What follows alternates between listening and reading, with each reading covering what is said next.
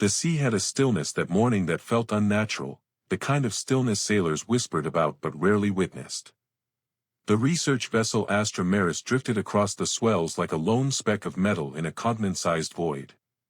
Beneath it, miles down where sunlight dissolved long before reaching the abyssal plains, something waited. Something the world had forgotten. Something that had never belonged to Earth in the first place. Dr. Alara Quinn stood on the bow, steam spiraling from her neglected mug of tea. She was a marine anthropologist with a reputation for chasing legends, drowned cities, unexplained sonar readings, ancient structures so deep no civilization should have reached them. Her colleagues half admired, half dreaded her uncanny ability to be proven right. Alara, called Dr. Martin Hale, the vessel's chief geophysicist, stepping across the deck with a tablet under his arm. The Abyss 9 drone is ready for deployment. We'll be touching 11,900 meters this time. Her eyes sharpened. That's where the anomaly was first detected. Probably just stratified basalt, Martin muttered, though even he sounded unsure. But yes.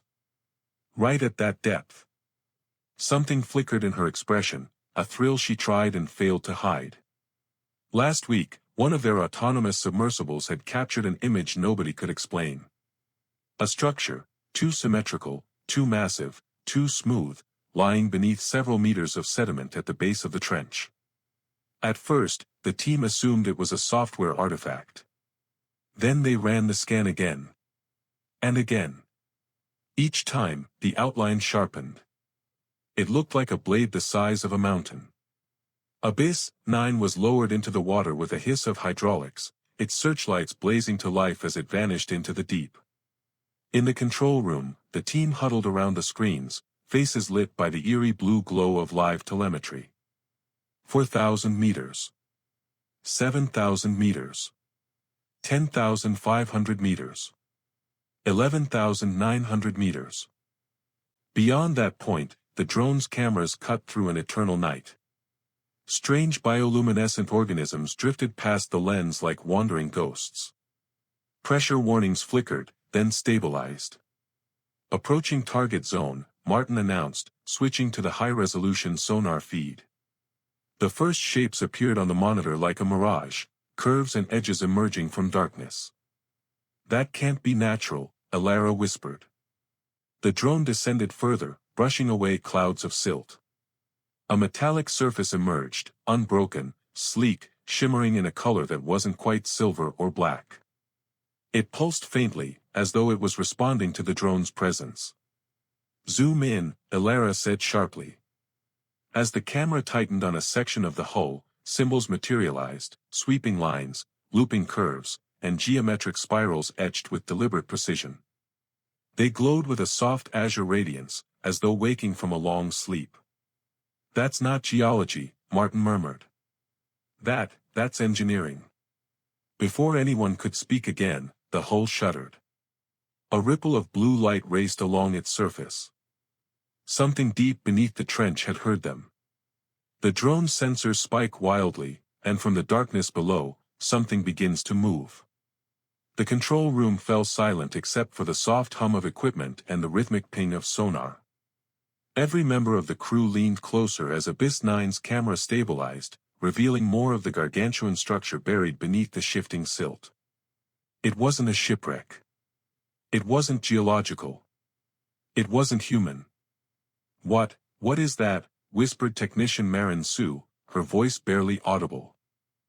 Alara didn't answer. She couldn't. Her eyes were locked on the hull, smooth as tempered glass, yet flecked with patterns that resembled circuitry, veins, or perhaps both. The faint glow running across its surface reminded her disturbingly of something alive taking its first breath after centuries of sleep. Wait, Martin said suddenly, leaning in toward the display. Look at the readings. Abyss 9's instruments were spiking in every direction, magnetic fields, residual radiation traces, low-frequency vibrations. None were strong enough to damage the drone, but they pulsed with rhythmic precision, like a heartbeat buried beneath half a mile of oceanic crust. The hull trembled again. Not violently, but purposefully. Pull the drone back a little, Martin ordered. Elara shot him a sharp look. No. Closer. Elara. If this thing is reacting to us, we can't lose visual contact now. Marin hesitated, then obeyed. Abyss 9 drifted nearer, its lights brushing the hull. The glowing glyphs brightened in response, rippling outward in circular waves. As the drone approached a cluster of the symbols, the patterns shifted, rearranging themselves into a new configuration, one that looked uncomfortably like the first line of an alphabet. It's rewriting itself, Martin whispered. Almost like it's communicating, Elara finished. Before anyone could decide whether to panic or celebrate, the drone's proximity sensors blared. A recessed seam in the hull split open, releasing a silent burst of light. A circular aperture peeled back like the petals of an iron flower, revealing a deep cavity inside the structure. Is that, Marin began. A doorway, Elara breathed. It's opening a doorway. The cavity pulsed with an inner glow, not warm, not cold, but unsettlingly neutral, like pure energy waiting for a purpose. The drone drifted toward it involuntarily, its thrusters flickering. It's pulling the drone in, Martin snapped. Cut propulsion. Now. Marin disabled the thrusters, but they weren't the ones moving the drone. Something inside the ship was guiding it. On screen, Abyss 9 floated through the open gateway and entered a chamber of colossal scale. The walls glimmered with patterns of light running in synchronized spirals.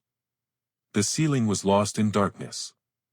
The chamber's floor was a mosaic of interlocking plates that shifted with the elegance of machinery and the grace of bone. And then the lights cut out. Every monitor in the control room turned white. The ship's engines went silent. The deck vibrated as if something massive stirred below. Elara, Martin whispered. We triggered something. Abyss 9's feed returned with a single frozen frame, a spherical object rising from the chamber's center, bright as a miniature star. Then the feed died completely. And the ocean went still. Moments later, the Astro itself begins to shake, as if answering the same call that awakened the giant below. The Astro trembled with a low, resonant vibration, too deep to be mechanical, too natural to be artificial. It rolled across the vessel like a pulse traveling through the bones of a leviathan. Crew members stumbled, grabbing railings and consoles as alarms chimed throughout the ship. What the hell was that? Marin cried. Martin's fingers flew across his console, checking for seismic activity. No tremors detected. No volcanic activity. No underwater landslide. Whatever shook us came directly from. He stopped. Elara finished for him. The structure. The deck vibrated again, stronger this time. The lights flickered as though responding to each pulse. The sensation wasn't violent. It felt intentional, controlled, almost communicative. As if the thing beneath the seabed was trying to match the ship's rhythm, syncing itself like a newborn organism learning to breathe. Elara, this is not a simple artifact, Martin muttered, beads of sweat forming on his temple. This is a machine reacting to our presence. She nodded slowly. A machine, or a sleeper. The screens flickered, and suddenly Abyss 9's frozen final frame flashed across every monitor. The glowing sphere. The chamber. The rising energy. But this time, the image wasn't still. The sphere pulsed. Once. Twice. 3 times. Each pulse synced perfectly with the tremors shaking the Astro. Are we getting this live? Marin whispered. No, Martin said, his voice barely a breath. This is coming from the ship's memory buffer. The drone is offline. Elara leaned closer to the monitor, mesmerized. No, it's coming from the structure. It's mirroring what the drone saw so we can understand it. The sphere in the playback expanded like lungs inhaling. The chamber lights flared in response. Then, in a blur of motion, the sphere released a thin beam of shimmering blue light that shot upward, straight toward the drone. The moment the beam touched the camera feed, the entire screen swallowed into blinding white. Then the playback ended. Silence filled the control room, thick as molasses. What did we just witness? Marin murmured. Martin rubbed his chin. Some kind of activation sequence. Or, an awakening trigger. Elara's pulse hammered in her ears. She felt something, not fear, not exactly. A pull. A mental tug, as if something vast and ancient beneath the ship had brushed the edge of her consciousness. Elara? Martin said, noticing her trance-like expression. She blinked. It's calling. Marin shivered. Calling what? Elara turned slowly toward the observation window. The sea outside was unnaturally calm, a glassy expanse reflecting the clouds like a mirror. But the tranquility was an illusion. Something stirred far below, a faint luminescence growing brighter beneath the waves. It's calling me, Elara said softly. The deck shook a third time, stronger, more urgent, more alive. Then, without warning, a streak of blue light shoots upward through the water, heading straight for the Astro. The streak of blue light shot upward with terrifying speed, cutting through layers of ocean like a spear of pure energy. The crew watched in paralyzed silence as the glowing beam ascended straight toward the Astro, its brilliance intensifying with every passing second. Impact incoming. Marin shouted, slamming her palms over the emergency shielding controls. Brace yourselves. Martin barked, grabbing the railing. Elara didn't move. She couldn't. Her eyes were locked on the beam, mesmerized by the way it flickered, spiraled, and danced like a living pulse. It didn't feel like an attack. It felt like a signal. A message. A touch. The light reached the ship. But instead of colliding with the hull, it slowed, then stopped. Just meters beneath the Astro. It hovered there, swirling in a perfect sphere of cobalt luminescence. Its surface rippled like a liquid star, droplets of light falling upward instead of down, spiraling through the air before dissolving into nothingness. That shouldn't be possible, Martin whispered. Light can't just stop. Yet there it was, suspended beneath the waves, hovering like a sentinel. Elara, Marin said, her voice trembling. Are you seeing this? She nodded. It's watching us. Watching? Martin repeated. Or communicating. The sphere drifted upward until it touched the underside of the vessel. The hull groaned softly, not from impact but from resonance. The metallic plates hummed in perfect harmony with the sphere's frequency, vibrating like the strings of a colossal instrument. Data streaked across the consoles. Instruments lit up in rapid bursts of color. What's happening? Marin cried. It's scanning us, Martin said, his voice hushed. Scanning the entire ship. Elara stepped toward the primary monitor. The sphere's glow intensified. She felt a warmth in her chest, like a heartbeat aligning with her own. A gentle thrum pulsed behind her ribs, matching the sphere's rhythm. No, she whispered. It's scanning me. As if responding to her realization, the sphere blinked, once, and a beam of blue radiance pierced the observation window without shattering the glass. The light enveloped Elara, swirling around her like a living aura. Her hair lifted, suspended in the static of something far older than electricity. Elara. Martin lunged forward, but the light pushed him back gently, like a firm but calm hand. She didn't scream. She didn't struggle. She felt, understood. As if the thing beneath the ocean was searching her memories, her fears, her ambitions, not to harm her, but to recognize her. A single thought bloomed in her mind, not in words but in meaning. You found us. The sphere dimmed, releasing her. The beam faded. The hovering orb dissolved into a fine mist of shimmering particles. Silence swallowed the command deck. Elara, what did it do to you? Martin asked. She met his gaze, her eyes glowing faintly with residual blue. "It chose," she whispered. "And I think it chose us." But before anyone can react, a deep roar vibrates through the ocean. The ancient structure below is rising. The sound came first, a low, tectonic groan that vibrated through the hull of the Astro and deep into the marrow of every person aboard. It was the kind of sound that belonged to earthquakes, shifting continents, and things that should never move at the bottom of the world. "What now?" Marin whispered, clinging to her headset. Martin didn't answer. His face had gone pale. Elara stepped toward the observation window, drawn as though pulled by an invisible thread. The sea outside was dark, unnaturally so, as though the water itself was dimming to hide what was coming. But nothing could hide it. The ocean bulged. A faint glow, blue and silver, rose beneath the surface like dawn struggling through midnight. The glow broadened, widened, stretched for what seemed like miles. "Elara," Martin said, his voice cracking, "tell me that's not the structure." "It is," she replied softly. "It's rising." And rise it did. With a thunderous shift, the abyssal floor seemed to convulse. A massive cloud of silt shot upward as the ancient structure, once buried under ages of pressure and sediment, pushed free like a resurrected titan.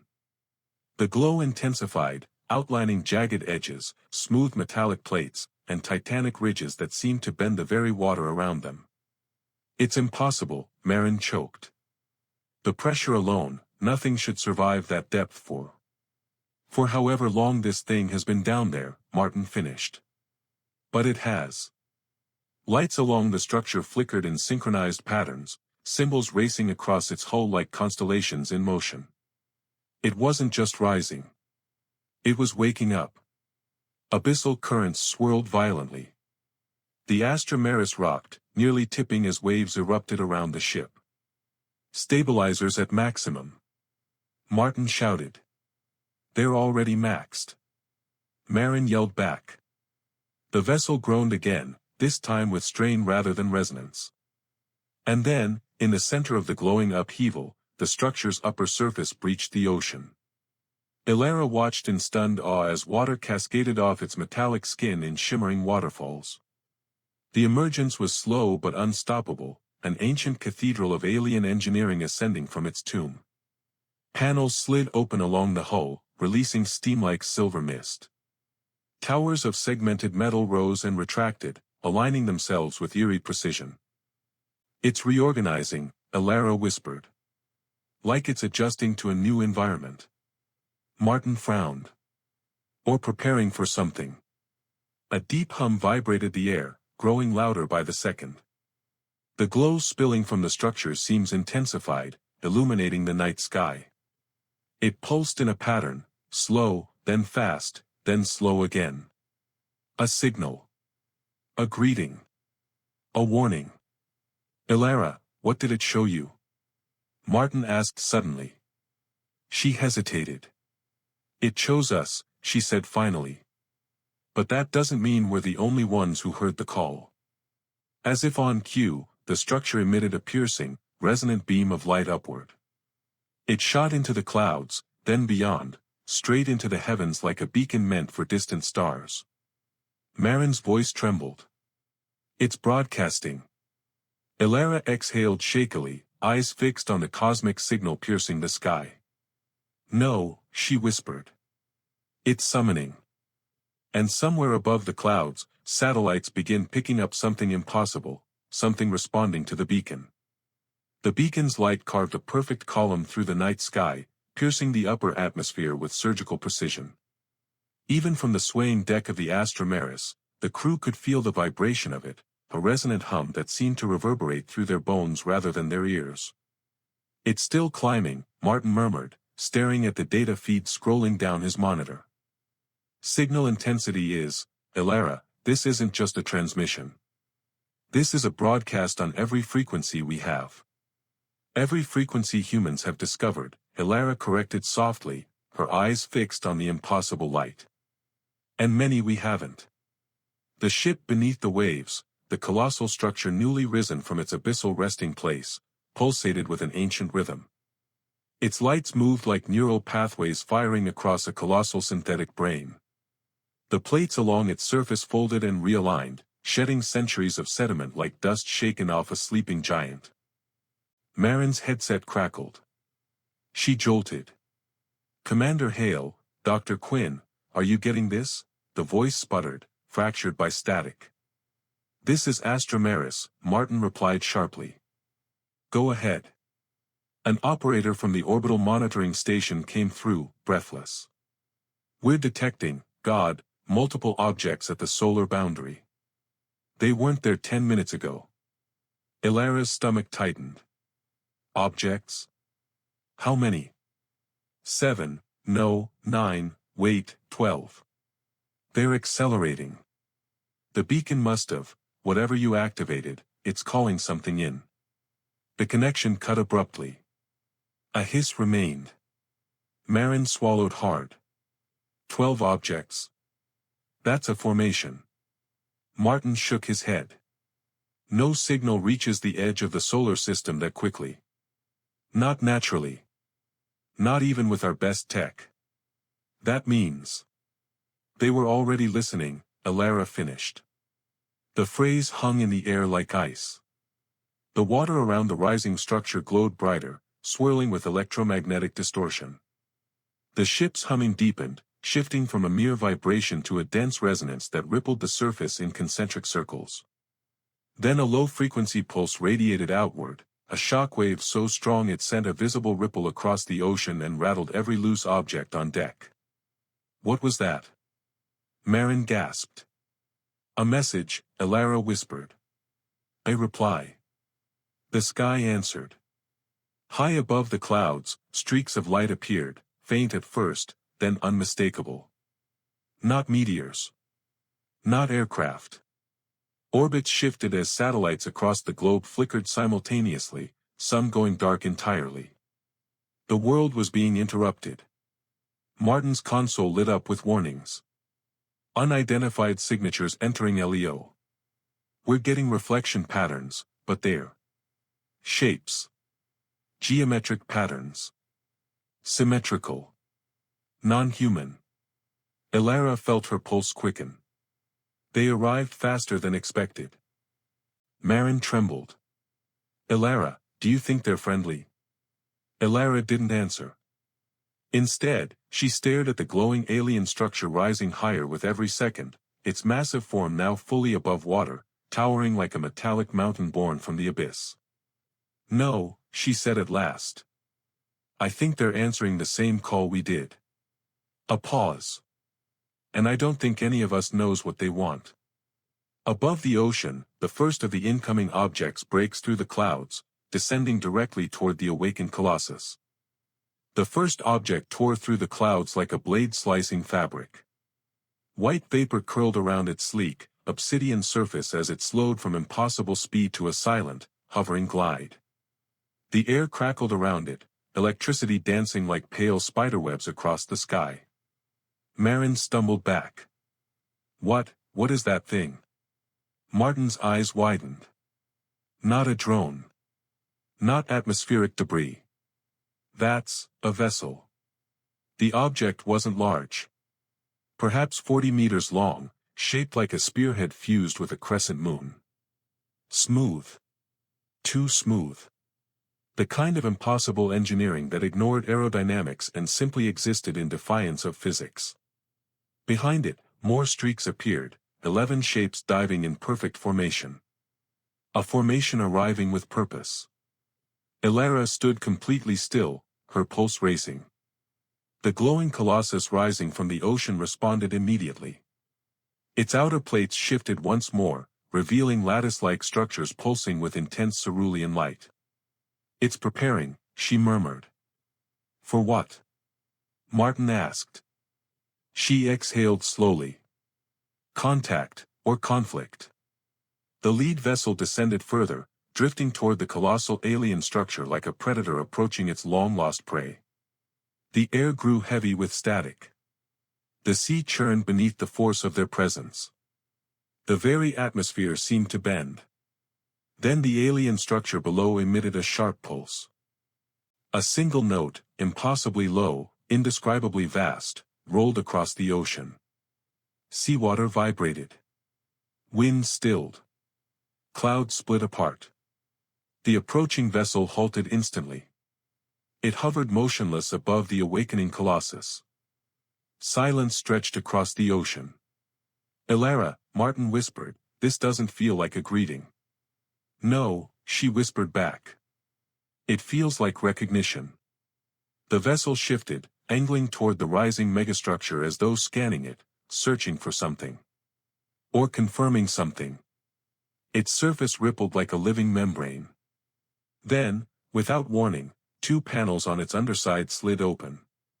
A beam of dark, shimmering light fired downward. "Move!" Martin shouted as alarms blared. But the beam didn't hit the Astromeris. It struck the alien colossus. The impact did nothing.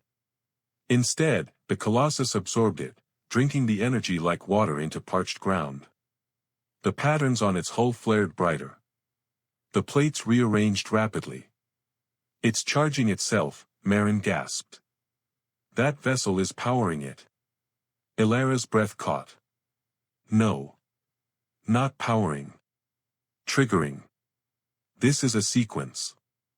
A protocol." The beam ended abruptly. The vessel drifted back. The colossus responded. Its outer shell unfolded in vast segments like the petals of a metallic flower. Each segment revealed layers of interlocking machinery, conduits humming with biomechanical life. At its heart, a massive sphere pulsed violently, each beat shaking the air. "Elara, what is happening?" Martin demanded. "I think," Elara murmured, eyes fixed on the awakening titan, "this wasn't a tomb." Her voice fell to a whisper. It was a lock. The colossal structure released a shockwave. A burst of blue-silver radiance swept outward, brighter than dawn. The incoming vessels reeled back under the pressure. "Elara!" Martin yelled over the deafening resonance. What did it just unlock? She swallowed. Something older than them. From deep within the colossus, a new sound emerges, not mechanical, but alive. The sound rising from the awakened colossus did not resemble machinery, nor any natural phenomenon known to Earth. It was melodic, haunting, a tapestry of layered tones that shifted like distant choirs singing inside caverns of steel. Every harmonic ripple carried weight, intention, memory. It wasn't noise. It was a voice. "Elara, you hear that?" Marin whispered, hands trembling over her headset. Elara nodded slowly, though she didn't trust her voice to reply. She felt the sound more than heard it, vibrating through the center of her chest like a message resonating inside bone. Each note struck a different chord in her mind, unlocking flashes of something she couldn't define, images that weren't hers. Stars. Burning. Structures spanning galaxies. A falling civilization. A desperate message cast into the void. "Elara." Martin touched her arm gently. "You're zoning out again. What do you see?" She blinked rapidly, grounding herself. "Not see. Feel. It's trying to communicate." The first vessel above the colossus emitted a response, a jagged mechanical screech that echoed across the sky like a warning. The formation tightened, defensive patterns shifting with predatory grace. Their movements were too synchronized, too precise. Those ships weren't exploring. They were hunting. "Elara," Martin murmured, "I think those things weren't summoned by the colossus. They were awakened by it," she finished. "And they're terrified of what's inside." The colossus continued to unfold, revealing an enormous central chamber. From its core, a gigantic crystalline structure rose, translucent, multifaceted, glowing from within as though it held a living star trapped in its lattice. The voice grew louder. More distinct. A pattern emerged in the melody, a rising sequence followed by 3 descending tones, repeating again and again. Ilara pressed her palms to her temples as the resonance deepened. Ilara? You all right? Marin asked. It's speaking, she whispered. To us? No, to them. As if on cue, the incoming vessels unleashed beams of dark energy. They converged on the Colossus, each beam sparking off its hull with violent bursts. The ocean churned beneath the assault. Waves crashed against the Astro. Marin screamed as the ship lurched violently. Are they attacking it? Martin shouted. They're trying to shut it down, Ilara said through clenched teeth. They know what's waking up inside. The Colossus answered the attack. The crystalline core erupted in a corona of radiant energy. The beams from the enemy vessels disintegrated before touching its surface. Waves of shimmering force rippled outward, bending gravity, distorting light itself. The voice within the Colossus shifted tone, deeper, commanding, ancient. The incoming vessels faltered, repositioning as if shaken by the response. Ilara, Martin said, his voice quivering, what's happening now?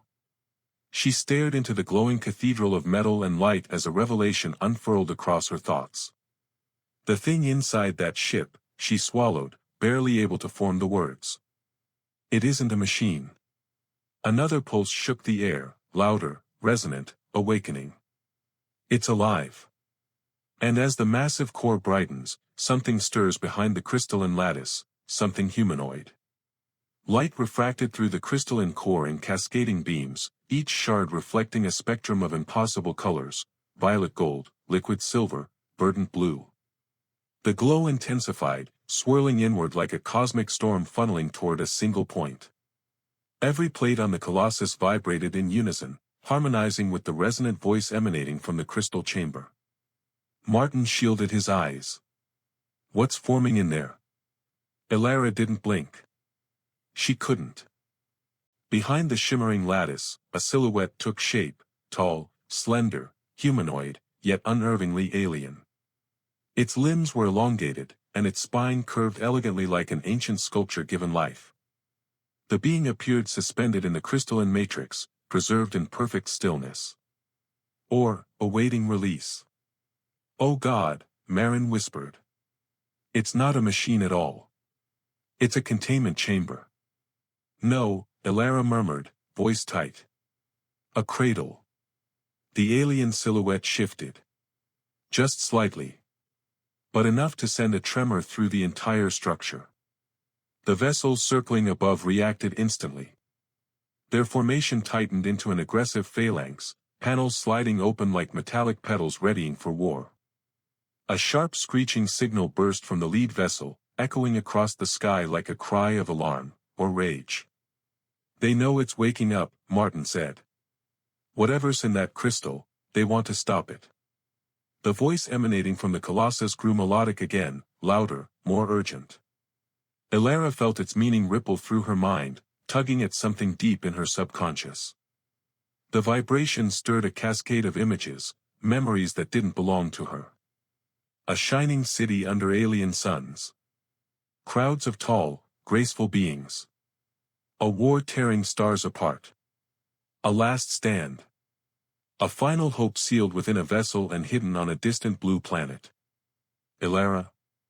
Martin's voice sounded terrified. Talk to us. What are you seeing now?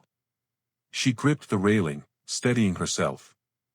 It's showing me their extinction. The end of their world. This being, whoever it is, was preserved as a last remnant. A guardian, maybe. Or a leader. The being inside the crystal stirred again, lifting its head. The light around it fractured, sending rays of energy through the chamber like lightning imprisoned in glass. A deep boom reverberated across the planet. The enemy vessels opened fire. 12 beams of dark, spiraling energy slammed into the surface of the Colossus. Explosions erupted across its hull, plumes of vaporized metal and water blasting upward like geysers.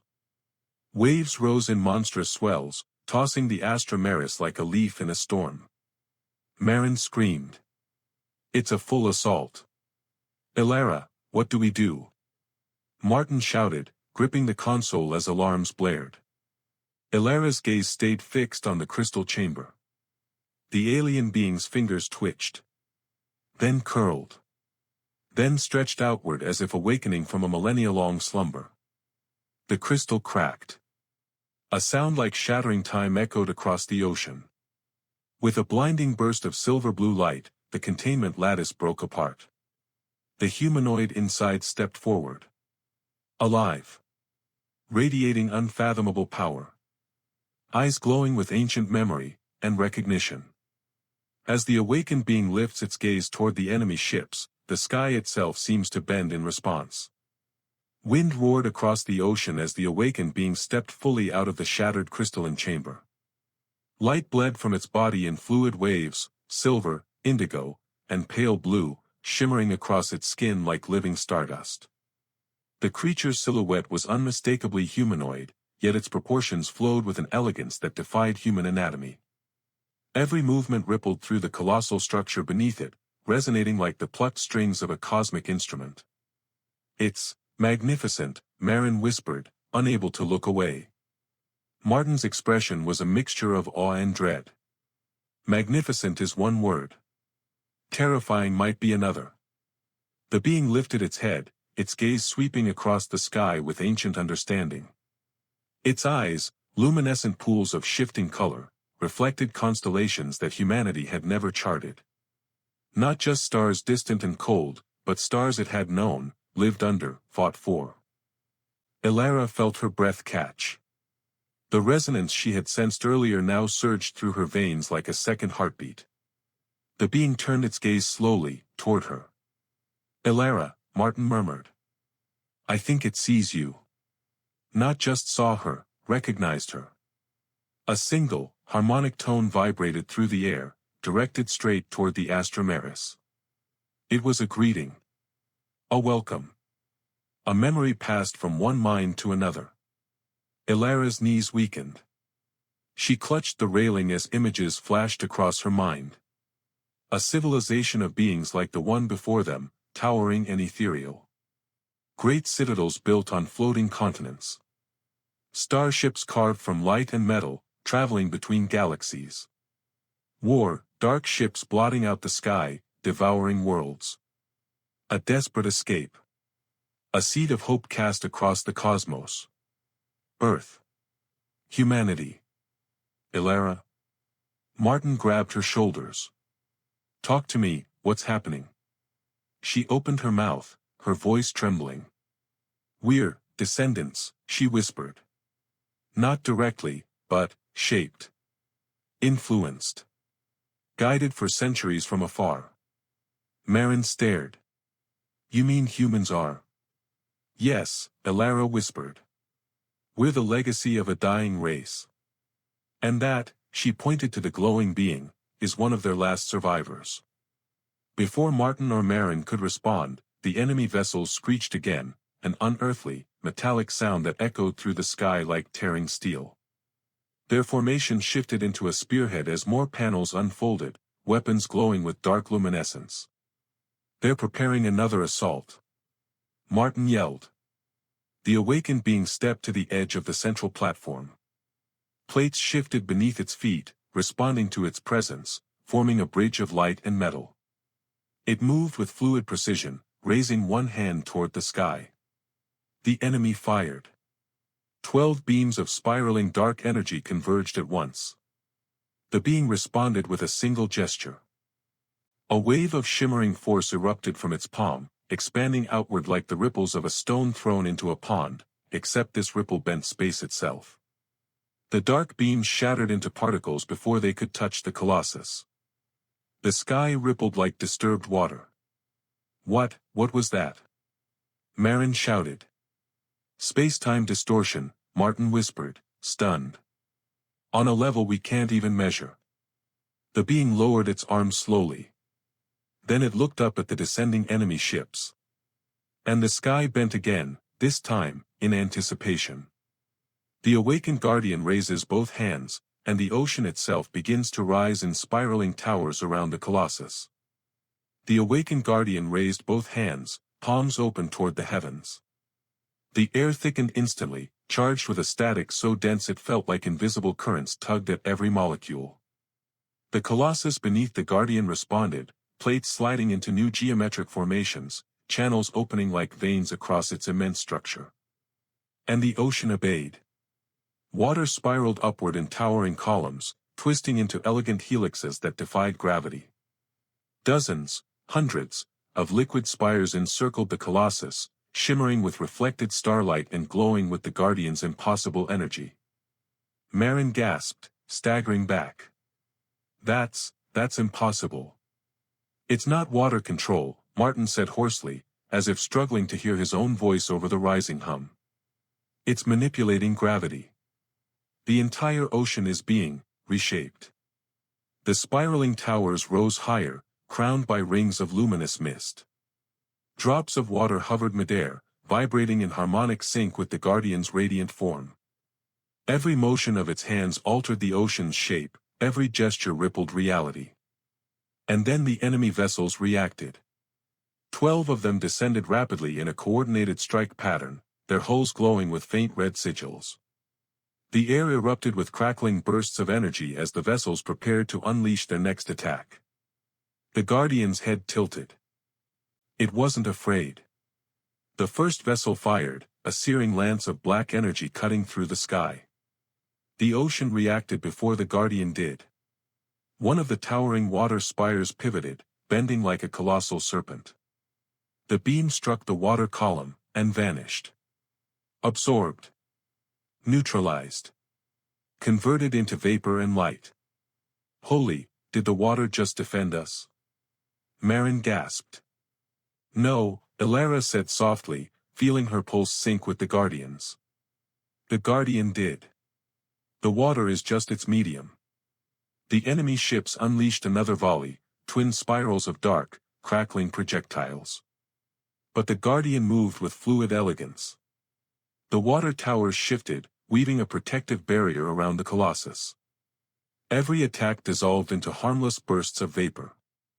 Then, for the first time, the Guardian struck back. It lowered its hands. The ocean towers collapsed inward, not downward. The water didn't fall, it surged toward the enemy vessels like a tidal beast unleashed. The sky darkened. A roaring deluge slammed into the nearest ship with the force of a collapsing star. The vessel spun wildly, shields flaring as it plummeted toward the ocean, but the Guardian flicked its wrist. The water twisted again, cushioning the crash, preventing destruction. Martin blinked. It saved them. Why? Elara understood before he finished. It's not trying to kill them. It's trying to stop them. The Guardian raised its hands once more. A deep, resonant tone rolled through the air like the voice of a planet echoing through the void. The remaining vessels staggered mid-flight, their formation breaking as if struck by an unseen force. The Guardian looked up at them, eyes glowing. A single meaning echoed across Elara's mind, clear as language, sharp as thought. Stand down. The enemy ships hesitated. Then the sky cracked open with a new light, colder, sharper, and a new fleet began entering the atmosphere. Not 12. Not dozens. Hundreds. The Guardian's eyes narrow as an armada eclipses the stars, an enemy far greater than the first wave. The light tearing through the clouds was no longer a single streak. It was a flood, a swarm, a cosmic storm of shapes descending from the upper atmosphere. They entered in tight formations, moving with a precision that made the first wave seem clumsy by comparison. Their dark silhouettes multiplied until they blanketed the horizon. Marin's voice broke. There are too many. Hundreds, maybe more. Martin's fingers flew across his console. I'm trying to count, but the signatures keep overlapping. They're phasing, shifting. This fleet is using tech way beyond anything we've seen. Elara didn't speak. She couldn't. Her gaze fixed on the Guardian standing atop the Colossus, its luminous form steady even as the sky darkened with the enemy armada. The Guardian's energy flared brighter, its outline sharpening, as though preparing for something much larger than a battle. as though preparing for a war. Astro Maris, this is Global Defense Command, a voice crackled over the comms. We are detecting massive unidentified objects entering Earth's atmosphere. Retreat immediately. Repeat, retreat immediately. It's too late, Martin muttered. The first of the colossal new vessels pierced the cloud layer. Unlike the smaller spear-like ships, these were massive, city-sized, their hulls glimmering with tessellated armor that rippled like living metal. They moved in perfect silence, descending with an ominous grace. Elara felt a chill run through her. These aren't scouts, she whispered. These are executioners. The Guardians suddenly lifted both arms high, then swept them outward in a wide arc. The ocean towers responded instantly, collapsing into two massive, spiraling vortices. The water rushed inward, swirling into colossal shields of liquid and energy around the colossus. The sky flashed.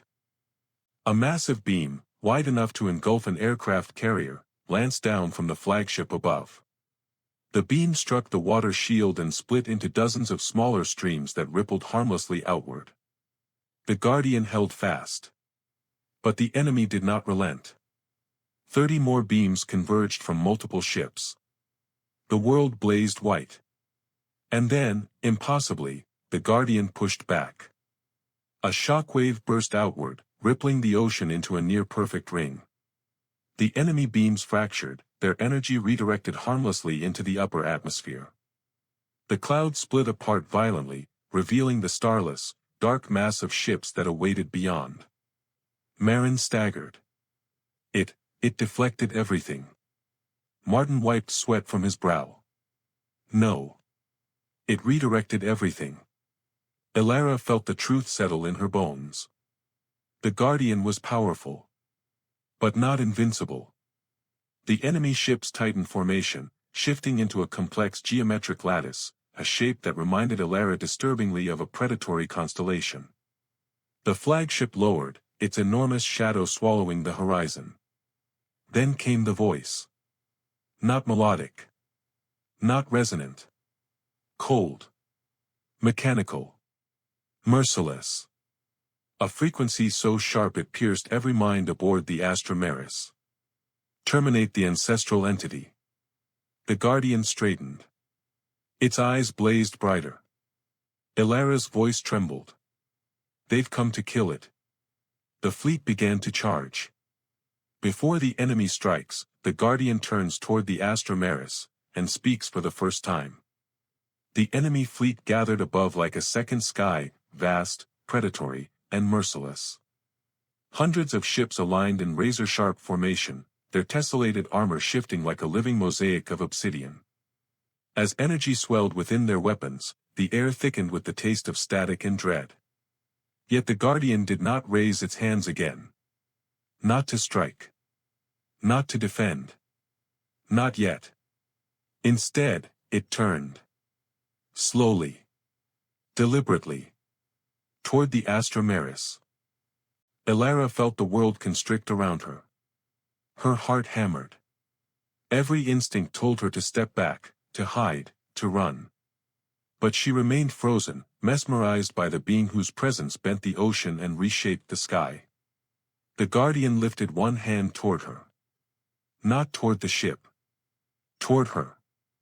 Light gathered around its fingertips, swirling in delicate threads that danced through the air like stardust. The glow intensified, forming a sphere that pulsed with soft, harmonic resonance. Then, without touching the water or the air, the sphere drifted across the distance and entered the deck of the Astro Maris like mist slipping through a curtain. Marin swore under her breath.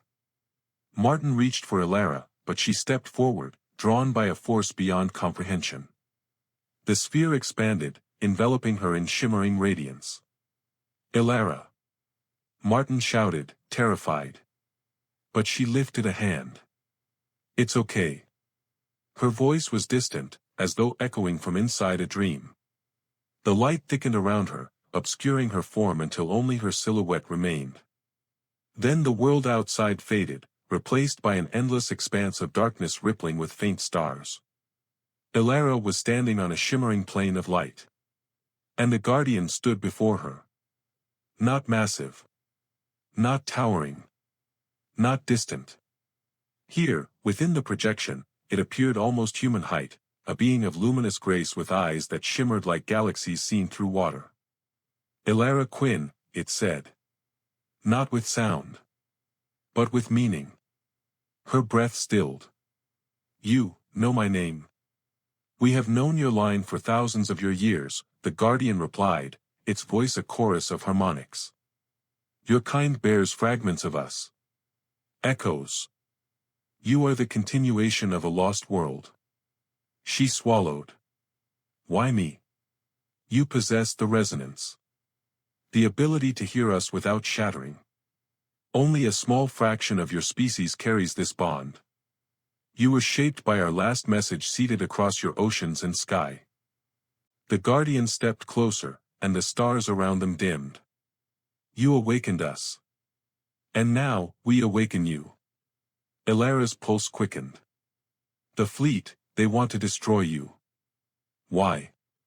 Because we defied them once, the Guardian said. We hid a remnant, myself, beyond their reach. They believed us extinct. Elara shivered. They're here now. What do they want? To finish what they began, the Guardian answered. To erase the last memory of my people, and the world that carries our legacy. She stared into its shimmering eyes. What can I do? The Guardian extended its hand. Stand with us. Your kind must choose. This world is no longer hidden, and the path forward will demand everything. The stars around them flared. Reality cracked back into place. Light collapsed around Elara, and she found herself on the deck once more, gasping, Martin gripping her shoulders. Elara. What happened? What did it say? She looked up at the Guardian, now towering once more atop the Colossus. It spoke, she whispered. And it's not just asking for help. It's asking us to join the fight. As Elara's words hang in the air, the enemy fleet unleashes a barrage capable of cracking continents, and the Guardian prepares to answer with power Earth has never witnessed. The enemy fleet moved as one, seamless, synchronized, and horrifying in its precision. Their tessellated hulls ignited with spiraling crimson symbols, each glyph flickering like a heartbeat out of sync with the universe. The sky grew darker still, swallowed by the growing glow of converging energy. Elara, Martin whispered, they're preparing a planetary strike. A chill unlike anything she had known rippled through her. The enemy vessels weren't aiming at the Colossus alone. Their formation had widened, now spanning miles, encompassing not only the ocean trench but the surrounding regions of Earth's surface. A weapon of extinction. Elara, what do we do? Marin cried, voice cracking under the realization. Elara stared at the Guardian. It had not moved. Not flinched. Not panicked. Instead, it stepped to the edge of the Colossus, towering above the rising ocean, a lone, radiant figure facing an armada built to annihilate entire civilizations. Above, the fleet reached full charge. Hundreds of ships glowed with deadly crimson light. Then, the universe roared. A barrage of spiraling beams erupted downward, twisting like serpentine lightning. Each beam tore through the cloud layer, vaporizing moisture, igniting the very air. The sky turned white-hot. The Astro nearly capsized under the shockwave. The water level dropped, not receded, dropped, pulled unnaturally by the gravitational distortions unleashed above. Elara, brace! Martin shouted, throwing himself over the railing as a vertical wall of water surged beside the ship. But Elara didn't hear him. Her eyes were locked on the Guardian. The being did not raise its hands. It didn't call the ocean. It didn't summon shields. It simply exhaled. And reality responded. A blinding arc of energy erupted from the Guardian's core, not outward, but upward, a beam of pure cerulean radiance that dwarfed the enemy's attack. The ocean beneath surged, forming a spiraling vortex that funneled the Guardian's power straight into the sky. Water and light fused into a single, spiraling pillar. The beams from the fleet collided with the column. And the world exploded with light. The ocean screamed. The sky split open. The shockwave hammered the planet with enough force to shake continents. But the pillar held. The Guardian stood firm. Every drop of water in the colossal vortex shimmered with energy, light pulsing backward into the sky, reversing the flow of destruction. The enemy beams bent, twisted, redirected like solar flares caught in a gravitational snare. Martin gasped through the violent resonance. It's channeling their attack back at them. Marin shielded her eyes. It's turning the entire ocean into a reflector. Above, the enemy fleet faltered. Ships trembled. Shields flickered. A few of the smaller vessels spiraled backward in panic. Then, with a sound like cracking heavens, the redirected energy shot skyward, slamming into the fleet's formation. 3 ships detonated instantly. 4 more went dark. The flagship staggered, its once perfect geometry disrupted, plates shifting unevenly. The Guardian lowered its hands. The ocean collapsed back into itself, raining down in a global downpour. Steam billowed. Atmospheric pressure recalibrated. Silence fell like a shroud. Elara, drenched and shaking, stared at the Guardian with dawning realization.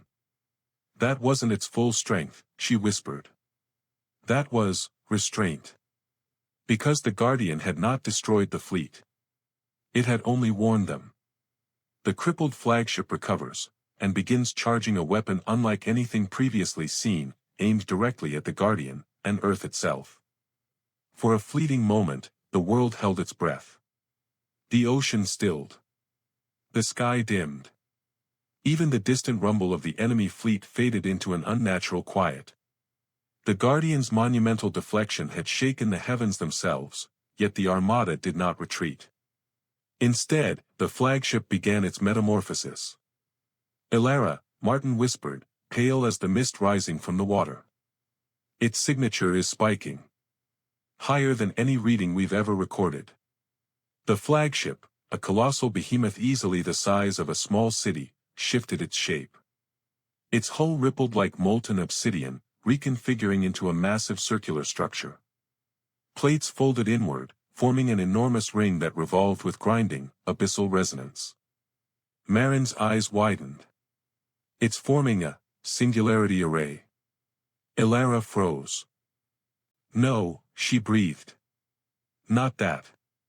They wouldn't. But they would. And they were. This wasn't a weapon for destroying armies. Or cities. It was a weapon for erasing worlds. The ring stabilized, and a void-like core materialized at its center, a sphere of absolute darkness, eating the surrounding light. The ocean below warped, its surface bending inward toward the gravitational anomaly. Martin clutched the railing as the deck pitched. It's pulling the whole planet toward it. The Astro groaned as the gravitational gradient rippled across the sea. Waves rose at impossible angles, drawn toward the forming singularity. Clouds spiraled downward in a vortex. Debris lifted into the air. The Guardian reacted instantly. Its entire body ignited in a brilliant flare, like a star collapsing in reverse. The colossus beneath it glowed brighter, pulsing energy into the Guardian in rhythmic waves. Elara, Martin shouted over the rising storm, can it stop that thing? Elara shook her head. Not alone. In that moment, she understood why the Guardian had reached out to her. Why it had spoken her name. Why it had shown her the visions. Humanity wasn't meant to watch. They were meant to act. The Guardian stepped forward, raising its arms with solemn, celestial grace. The air hummed. The ocean trembled. The Colossus's latticework of plates shifted, locking into a new configuration, a conduit, a channel, a planetary-scale amplifier. A deep, harmonic resonance erupted, the Guardian's voice amplified through the bones of the earth.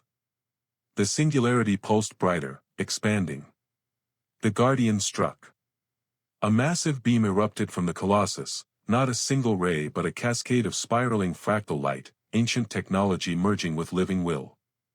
The beam struck the singularity, wrapping around it, constraining it like a cage of stars. The ocean stilled mid-motion. The sky froze. Time itself seemed to hesitate. Marin screamed, "It's holding it, but it can't keep up. The singularity is growing again." The Guardian roared, an anguished, cosmic sound that rattled the ship to its core. Elara felt her pulse sync with it. A spark ignited behind her ribs, a sensation so intense she staggered. She gasped as the truth struck her. "It needs us," she whispered. "It needs me. And it needs humanity's resonance." The singularity expanded, inches from breaking free. The Guardian turned its head toward Elara in the midst of cosmic strain, eyes burning with ancient plea. The Guardian reaches out across the collapsing battlefield, summoning Elara, and something inside her begins to awaken. The sky churned with gravitational distortions as the singularity weapon expanded, threatening to tear the ocean, and the planet, apart. The enemy flagship pulsed with growing power, its ring rotating faster with every passing second. Each rotation deepened the darkness at its center, an abyss that swallowed light, sound, and hope. The Guardian strained against it, both hands outstretched, its energy beam shaking under the weight of the cosmic force. Its luminous body flickered, unstable, like a candle fighting a hurricane. "Elara!" Martin shouted through the deafening storm. "We have to get out. Now." "No," she said, her voice shaking but resolute. "We go closer." Marin grabbed her arm in panic. "Are you insane? That thing will rip us apart." Elara pulled free, eyes locked onto the Guardian. "It won't. Not if it called me." Because she finally understood. The resonance in her chest, the visions, the pull she felt when the ancient structure awakened. It wasn't coincidence. It wasn't random. It was lineage. Humanity was born from the echo of this glowing being's people, molded subtly over ages by the remnants seated on Earth. And she was one of the few who still carried the original signal within her. A living key. The Guardian's voice broke through the storm, not with words, but with a trembling harmonic frequency that wrapped around her like a hand reaching across worlds. "Come." Her heart thundered. Without hesitation, Elara stepped forward, toward the bow of the Astro, toward the glowing Titan, toward destiny itself. "Elara, stop." Martin lunged, but a sudden ripple of energy from the Colossus shoved him backward gently but firmly. A barrier. The Guardian had made its choice. The ocean parted around the ship, forming a spiraling path of light straight toward the Colossus. Elara walked into it, each step igniting the water beneath her feet in shimmering blue patterns. Her hair whipped violently around her face as she approached the heart of the awakening structure. The Guardian bent one knee, a gesture of reverence. "Elara Quinn," its voice resonated through her bones. "Child of the echo. Resonant air." She trembled. "What do I do?" The Guardian reached forward and placed its palm upon her forehead. And the universe exploded inside her mind.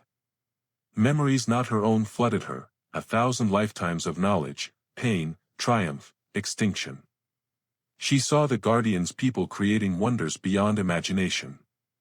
She saw the war that consumed them. She saw the desperate act of hiding their last surviving essence on a young blue planet. And she saw herself. Her lineage. Her bloodline. The faint yet unbroken genetic thread that connected humans to these stars. Energy surged up her spine, down her arms, into her fingertips. Her body glowed. "Elara," the Guardian whispered. "Together." She lifted her hands. The Guardian grasped them. Their energies merged. A shockwave of blinding silver and blue erupted outward. The singularity wavered, for the first time recoiling. Martin shielded his face. Dear God. Ilaris, she's part of the energy field. Marin sobbed. She's becoming one of them. No, she wasn't becoming one of them. She was becoming what humanity was always meant to be. The resonant one. The singularity cracked, destabilizing violently. The enemy flagship tried to compensate, too late. Ilara screamed, not in pain but in power, as her energy fused with the Guardians and surged forward. The singularity begins to collapse, but its destruction will unleash a chain reaction that could either save Earth, or annihilate it. The singularity screamed. Not with sound, but with distortion, space folding, light bending, reality groaning under the strain of forces no mortal mind was meant to witness. The darkness at its heart rippled violently as cracks of blinding white fissured through it, like a dying star tearing itself apart. Ilara and the Guardians stood fused in a brilliant column of spiraling light atop the Colossus. Their joined energies poured upward, threads of silver and blue weaving around a singularity in a tightening lattice. Each pulse struck the weapon with the force of a collapsing moon. Ilara! Martin shouted from the Astro, clinging to the railing as gravitational waves battered the ship. You have to pull back. It's collapsing too fast. But Ilara was no longer only Ilara. She was something more. Her body glowed brighter than the Guardians, the resonance within her awakened fully, a bridge between humanity and the ancient stars. She felt no fear. No pain. Only purpose. The Guardian's voice echoed inside her mind. The end of the weapon draws near. But its collapse will unmake everything around it. Ilara understood. Destroying the singularity meant risking a chain reaction that could tear a hole through Earth's atmosphere, or worse. The enemy had built a weapon designed to consume. Even its failure could be catastrophic. Her voice, amplified with cosmic resonance, answered. Then we control the collapse together. The Guardian tightened its grip. Together. They poured the last of their combined energy into the singularity. The cracks widened. Light burst through. The dark sphere imploded. For a moment, the universe became silent. Then the explosion came. A tidal wave of white-blue brilliance cascaded outward, engulfing the fleet. Ships disintegrated instantly, their tessellated armor unraveling like ash in a hurricane. The flagship shattered into fragments of burning obsidian, swallowed by its own failing gravity well. The shockwave hit the ocean. The world turned white. The Astro was thrown nearly vertical. Martin and Marin screamed as the deck lurched, but a soft cocoon of shimmering energy wrapped around the vessel, cushioning it. Protecting it. Ilara's doing. When the light finally faded, the sky cleared, not dark, but glowing with a soft aurora that rippled across the horizon. The enemy fleet was gone. The singularity was gone. Earth was safe. The Colossus remained, floating, glowing faintly like a heart slowing after immense strain. The Guardian still stood upon it, but Ilara. Ilara? Martin whispered. The Guardian slowly lowered its hands. Its luminous form dimmed. Where Ilara had stood seconds earlier, a single figure remained, floating gently above the surface. Ilara descended slowly, her feet touching the Colossus with barely a ripple. She looked human. But her eyes, her presence, her aura. She was more. Ilara. Martin shouted, voice cracking with relief. She turned toward him, and smiled softly. I'm here, she said. I'm still me. The Guardian bowed its head to her, a gesture of respect. You are ready, it spoke, voice resonant and warm. Your people are ready. The legacy is awake. Ilara gazed out across the ocean, feeling the pulse of Earth, and the faint whispers of distant stars answering back. Our world will never be the same, she whispered. Above them, the sky shimmered with the first light of dawn, a new beginning for humanity.